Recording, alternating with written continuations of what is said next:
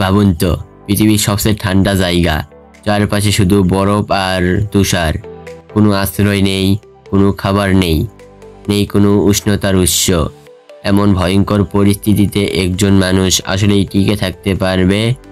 আজকের গল্পে আমরা জানব কিভাবে একজন ইউটিউবার নিজের জীবন বাজি রেখে প্রমাণ করে দিয়েছিল যে মানুষের ইচ্ছাশক্তি যত বড় কোনো প্রতিকূলতাই না।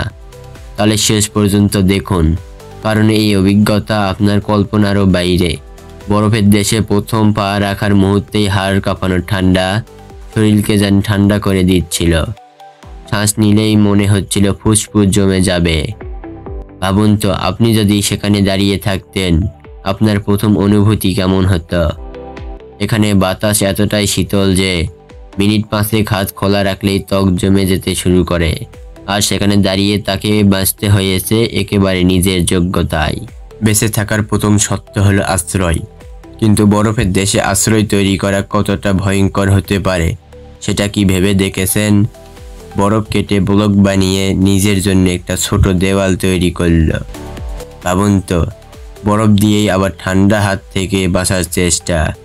এমন পরিবেশে শরীরের ভিতরে এনার্জি ধরে রাখা সবচেয়ে বড় চ্যালেঞ্জ। প্রশ্ন হলো, কোনো দোকান নেই, খাবার কোথায়?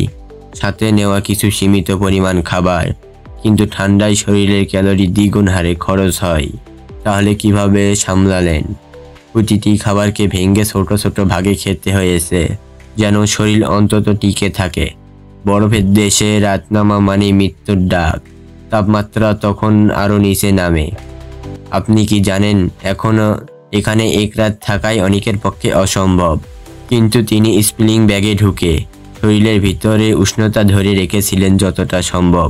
প্রশ্ন হলো, আপনি হলে কি এতটা ধৈর্য দেখাতে পারতেন? এখানে শুধু শরীর না, মানসিক শক্তিও ছিল আসল পরীক্ষা। ভাবুন তো, চারপাশে কেউ নেই, শুধু অসীম বরফ আর বাতাসের শব্দ। একাকিত্ব কতটা ভয়ঙ্কর হতে পারে? এই একাকিত্বই মানুষের ভিতরে সাহসকে মাপার সবচেয়ে বড় পরীক্ষা।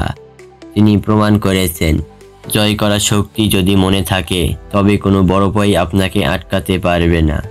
বরফের মাঝে বসে শুধু অপেক্ষা করলে কি হবে? তাই মাঝে মাঝে হাঁটাহাঁটি করতেন শরীর চালু রাখতে।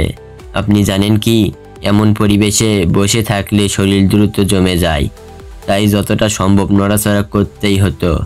হাঁটাহাঁটির পাশাপাশি চারপাশে তাকিয়ে বুঝতে চেষ্টা করতেন কোনো বিপদ কি ওতপ্রোত আছে।